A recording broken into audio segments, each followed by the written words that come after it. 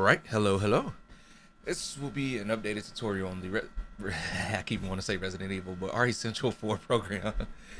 Although I use OBS now, just for the simple ease of use, Recentral 4, ever since the updates, has become a great program to use.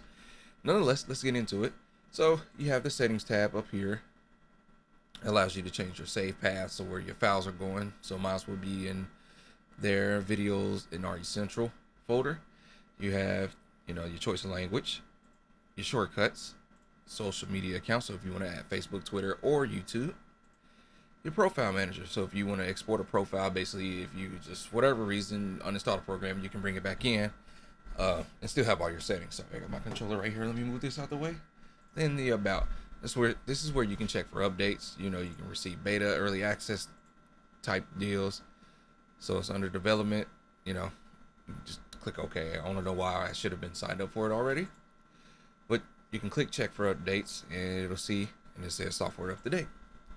You can go into the media share, which if I have recorded with this program still, it would actually show all the files, the media files. You'll see everything that you recorded and anything that you may have live edited would all show up here in this area.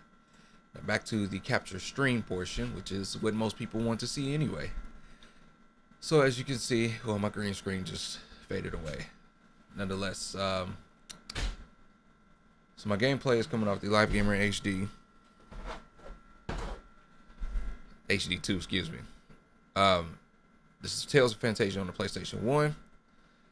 And if I were to, you can actually edit it separately. So if you want to edit this game, or this screen specifically, you can change the width, height, position, all that good stuff. You can lock the position once you've been happy, that way you don't accidentally move it. You can unlock it. You go to image for transparency. You can crop out. So if you want to just say like you wanted to crop out the top, you can do that. Flip that back, or if you wanted to crop out the bottom, you could do that. Or you can hold Alt, click on the screen, hold Alt, and I'll show you that in a minute. But you can click on the screen, hold Alt, and then move it that way. Then you have your filters. So if you were to enable it, which I don't never do, whiten the area, skin smoothing, but I think that's generally for face cam things, not necessarily for gameplay, or so I wouldn't fiddle with it. Then you have background removal options if you like my green screen, my face cam, and all that good stuff. But again, if this is for your gameplay, then you wouldn't use that. So here's where you have your source. So my source shows as 1920 by 1080, and then 59.94, or basically 60 frames a second. And then my decode format is YU2, highest quality, lowest latency, lowest CPU usage, because I do use software. I do have a 1080 Ti in this computer, but I just use the CPU instead. Enable hardware buffering improves video smoothness, but increases delay. So you can just click this on and off, depends on whatever your needs are. And here's your color range. You got standard, which is what I keep mine on, or you can go to expanded. And in my personal experience, I think it whitens up the game a little too much, and I don't like that. Now, you could go to expanded and then change the brightness or the contrast, hue, and saturation. So you do have those options with this program. Now if I was to go to here, which would show me my GC5550, and you can actually rename them. So if I wanted to rename this, if it'll let me. Okay, I guess it won't let me. I know you can, well, it might be here, that's why. So I wanted to game, and just put game. And then I can do the same for here. So if I want to change this, instead of saying that, I think I had, and my mic is in the way, I don't want to hit it too much, but I can click face cam. And then that way you have, what you're looking at, or what to click on. So, well, it looks like my background went away again, which is actually pretty cool. So here in your recording options, you have different profiles. You have optimal, good, normal, and default profile. Default profile would allow you to, it'll allow you to do whatever you feel like it. So let me turn this off because it's gonna keep playing. So I'll turn it off for a bit. I'll turn it back on later. But you have different resolution ranges. And of course I use, again, that's my 1920 by 1080 to up to 256 kilobytes per second. Oh, I went back. File type, I think mine just only has MP4, or this program only supports MP4. Then you have your megabytes per second, megabits. I'm not sure which one it is. Nonetheless, 60 is what I always choose for recording, especially if you're doing YouTube. Your keyframes I leave alone. It's normally 2 seconds anyway. Your refresh rate depends on whatever you want it. So if you're playing, like I'm playing a retro game, I can have it as 30. So there's not, now if you're playing a PS4, Xbox One, or PC game, you know, you can set it to 60. I'm gonna cancel that. So back to, we'll go back to the face cam editing. So again, my source is the 1920 by 1080 resolution. Refresh rate is 60 FPS. Basically, you still have the same settings as the other ones for the gameplay. Oop, cancel. Then you have your position, your width, height, left, top, lock aspect ratio, which is basically, it doesn't allow you to go like this without changing the whole thing, like, you know. But you can lock that position so it doesn't move, which again, you don't want it to move once you have it all set. Then your image, you know, transparency, so if you want to just fade away, or if you want it lighter, so if you just kind of want to have it like this, allow people to see more through you, you can do that. Again, with the cropping features, you can crop everything, just restore it back to default, whatever it was. Which I think, yeah, it allows my thing to come back. So let's fix that real quick. And this goes to show you, you don't, there, that should be good. You don't have to have a green screen that's this wide. Don't have to. But filters, again, I don't use them personally. But now here's what everybody wants. Here's my setting for my tolerance. For my chroma key, you adjust the tolerance slider to whatever you feel is needed. So I will take mine back to 79, which takes away most of it. You still see some green outline here and there, but again, that's partially why I use OBS. I'm moving it a lot. I'm trying to get slightly comfortable when I'm touching my cords. But yeah, so this is how I set it up, and it's practically the same when I use OBS. But let's go to the streaming platform. So of course I have YouTube, and I have Twitch, which is my Captain Dark profile. And again, same with the settings. If you want to switch them up, you can. It's the same as recording. It only allows you to go to 128 kilobits per second, excuse me, and up to 8 megabytes per second on video bit rate, which you don't really need that much. Most games I probably use 4. I don't even really go 4.5, 4, maybe 4.5. It could be okay. 60 FPS. Now, if I'm streaming, I would use 60 FPS due to the fact that my face cam is 60 FPS. So that, you know, that only makes sense. Now you can choose hardware encoding, or you can use your GPU, if I can think properly. But you can use your GPU, or you can use your CPU. That's basically all that it is. H.264 will use your CPU, and whatever. It'll say something different. It'll say AMD, or it'll say it's NVIDIA, depending on what you have. You can enable streaming backup, which you can do same as streaming, or same as recording quality, which will go off the settings of your recording settings. Or you can go to streaming quality, which will allow you to go off your streaming settings. Now, my available time to stream or record varies on your hard drive space. So this says 28 hours, 20 minutes. This is probably based on where it sends it at, and it's sending it to my SSD if I had to take a guess. But you can enable a personalized end screen. So basically, if you had an end screen, oops, go back to it. If you had an end screen, you know, you can change it up to whatever it was. And now here's multi-streaming. So this is something new even to me. So it looks like what you can do with this. So I'm trying to help you out as much as I can. You can manage your upload speed. So if you want to go up to 20 megabytes, I wouldn't probably recommend that once again. I would probably go up to maybe 4. But you can add streaming profiles. So my resolution, you know, my refresh rate, my bit rate, my codec. I guess it chose NVIDIA, so you can choose. So it has a resource calculator on it, so it analyzes, and we'll wait for it to go through. But it analyzes based on your network traffic, your hardware, and all that good stuff, and it basically just shows you what's the highest it can do. Hardware performance may cause screen delay. Okay, that's probably because I'm recording right now on using OBS, so yeah, that only makes sense. Nonetheless, yeah, so you can change it if you wish. NVIDIA, add CDN, so you can add another account if you want. You can do Facebook, Ustream, Nico, Smashcast, Mixer, or do you? I'm assuming that's how you pronounce it. Or you can just add your own platform, which is, in my opinion, is probably better than Restream, as it allows you to have more. And again, you can do Facebook if you wish to, and you can have, I'm not sure if there's a limit. It doesn't show necessarily a limit for me. But yeah, here's all your streaming profiles.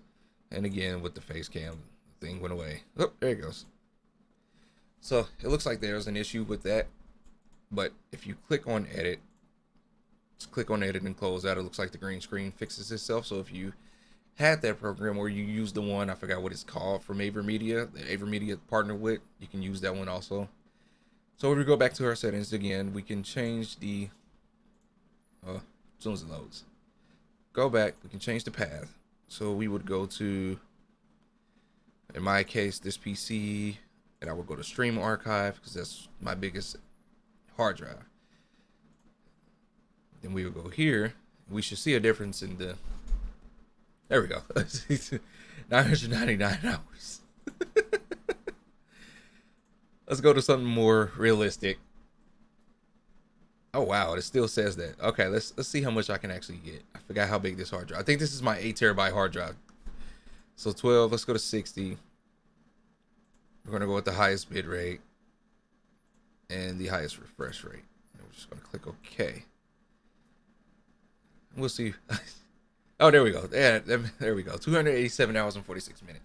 So it gives you a real time of how much space you have, or how much recording time you have available on your specific hard drive, whatever you have it to.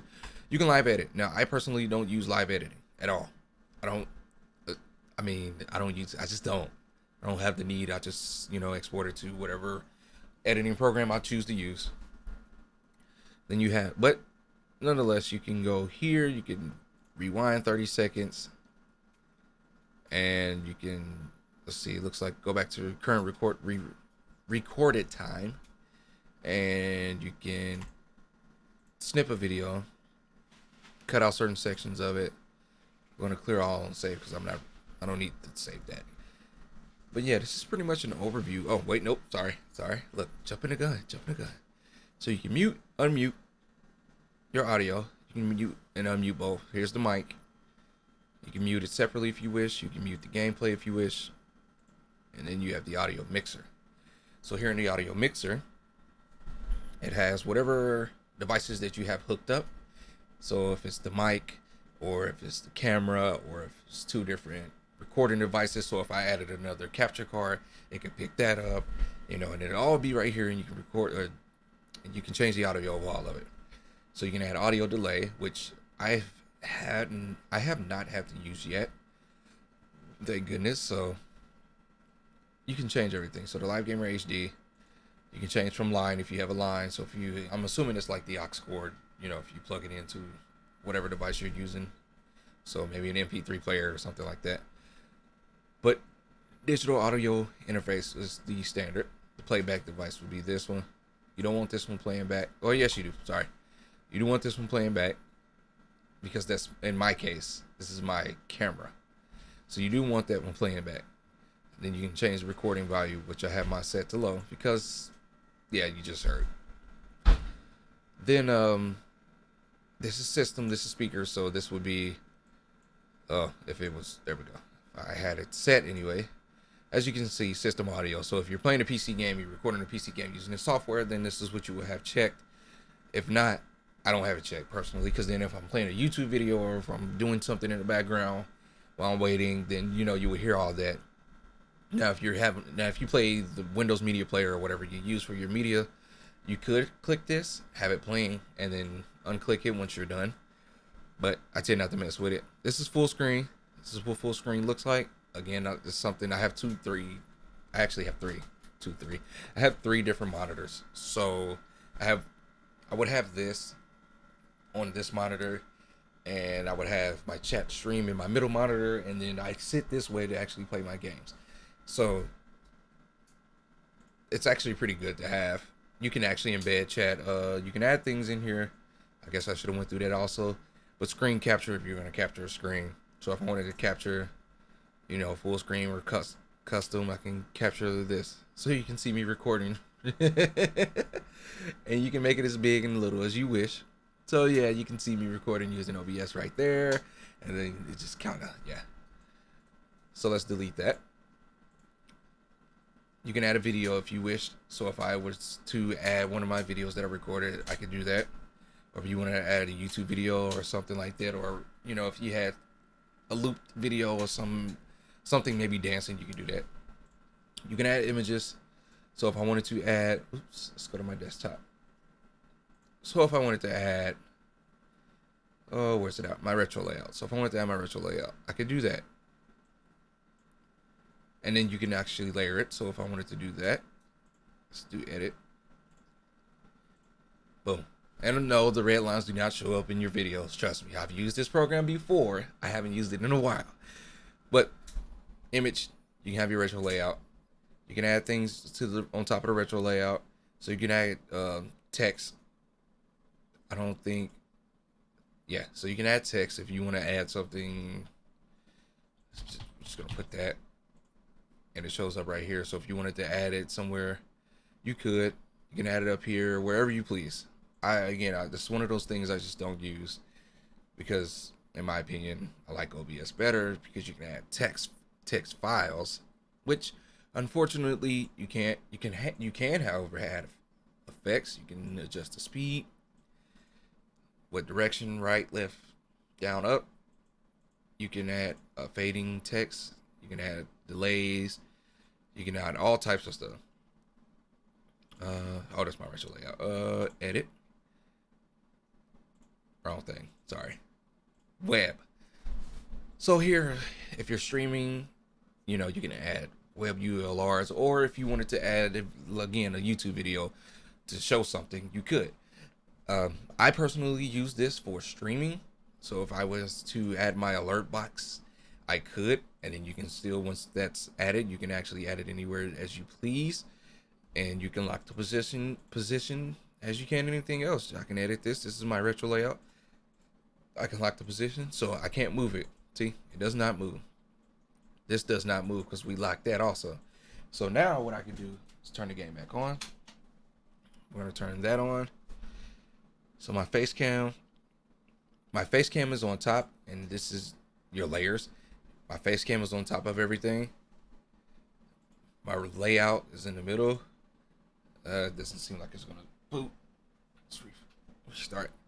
And my game is underneath all of it. But if I wanted my game for whatever reason to be up top, I can just drag and drop. I can drag and drop it to be on top. I can edit it. And let's just say for the sake of this, you can actually do it from here. You don't have to always go to settings. Now that I mention it, you can unlock the aspect ratio. You can crop it out if you wish. Adjust the volume of the game. So if I wanted to do that, then we can go down a level. And then you can find my controller. And you're on your way. So if you're using this to record, or if you're using this to stream, there you go. Everything fixed in there, pretty nice and neat. Me personally, I would crop out the dark edges and I would stretch it out a little more to fit my personal needs.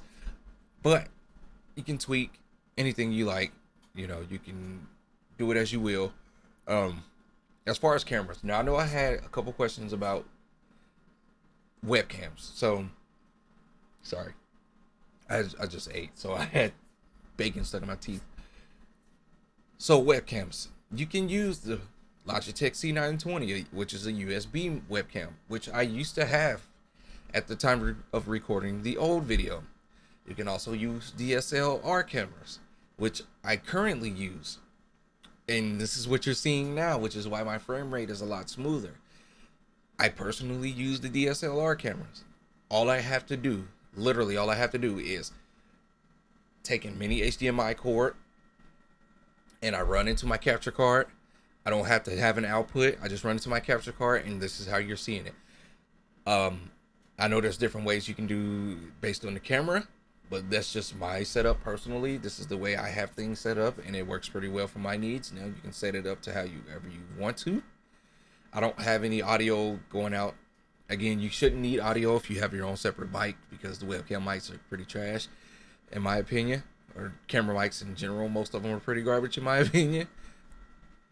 But again, it's my personal opinion. I'm not a huge audiophile. I'm actually just recently getting into it. The mic I use is the Shure SM7B, so it's a different mic, and that's what you're hearing me record on. Let's go back before the game starts again. And yes, you can see that it's a fan translation. Obviously, Tales of Fantasia on the PlayStation 1 did not have an English version, from my understanding. The SNES did, but not, the PS1, which kind of sucks. But, we make do with what we can. But the reason I don't use the camera mic, now you can use it if you have to. Everybody can't afford a setup like mine, I understand. If you have to use the camera mic, please make sure there's no sound in the background at all. You just heard my air conditioner running when I did the settings earlier, and yeah, it's just a mess. But that's my setup. This is how I run things. This is how you use Recentral 4. Again, you can have multiple capture cards. You can even add different things. So if you use a Microsoft product, that actually can take a DVI. So if you have a HDMI to DVI port, you can do that. You can take a mini HDMI camera sake. I use the Vixia HFR70. If I can take it, there's a Microsoft product, I can't think of it. But nonetheless, I can take that. I can plug it into the DVI port on the Microsoft product that hooks into the PCIe port of my computer. I can run that cable to a mini HDMI port, plug it into my camera, and Recentral 4 would actually pick up on it. It would be in the device sections, but I don't have any more devices. Currently, both of them are here. So if you were to set it up that way, you could actually use that. You can actually use that device as another capture device. It will pick up on multiple devices, USB ports, and all that good stuff. As long as it's a webcam or a microphone. Yes, you can use. I even have Blue Snowball right here. Now, this is my Blue Snowball I use for my PS4, so my friends can hear me. Okay, and I have my headset up, plugged into my computer, so I listen to game sound off of whatever I'm using to capture. So if it's Recentral, then Recentral would actually allow me to hear the game sound, which is what I'm hearing it from now. And then I use this mic right here to speak to you guys, or stream or record with, and then the Blue Snowball is for my PS4, which they would hear me on. And the PS4 is obviously routed through my other capture card, which allows me to hear my buddies. So it's a little complicated, but again, it works for me. And that's pretty much it. I hope this tutorial was a little better than the last one. I feel more comfortable since I haven't, it was a while. It took a minute to get used to recording videos again. Yes, I stutter a lot. I messed up, but this is a better in-depth tutorial. Again, if you have any questions, be sure to ask me. I normally respond within a few if I see the notification, but we know how YouTube is, so I would check every day. But yeah, this is what I would use if I was still using Recentral 4, and for the time being, this is how I had everything set up in Recentral 4. Again, I use OBS. It's a lot smoother in my opinion, especially if you're using green screen, because it doesn't have all these sliders that OBS has. You see, it's a little finicky with green screen, and that would show, excuse me, hold on. Oh, excuse me. That would show up honestly in your recording or your video, so you would have to edit out every time. And mind you, my computer specs are pretty high. Turn this off. I have a i9-7980XE with 2 NVIDIA 1080 Ti GTX 1080 Ti Founders Edition cards. So with that being said, it should tell you that even with this type of beastly computer, there's still some issues with the program, but it's free. You can't beat it. It's pretty easy to use, and it's a good starter program. It simplifies everything. OBS is a little more complicated than this, but it allows you to have more options. So if you're just starting out recording, if you're just starting out streaming, whatever it is you may do, this is a good starter program to use. This is very good. It's simple, easy to use. Like I said, it's easy to set up. Boom, up. You click a few things: 1080p, 60 FPS, 60 bit rate. Boom, you're good to go. You hit record and it records for you. That's it. It goes to wherever you saved it. You can title the video as you please, and then you upload it to YouTube. Or if you're streaming, you have all your profiles, you hit stream and you're ready to go. It does all the work for you. So it's a fairly simple program to use. I do recommend it. So again, guys, if you have any more questions, please be sure to leave a comment down below. I'll get to them as soon as I can. If you have any questions about OBS, I can show you my settings. I can give you more in depth about my setup, if you will. If you wish to know about that, anything you have questions about, I'll be sure to answer them as best as I can. So that's it for the tutorial. Peace out.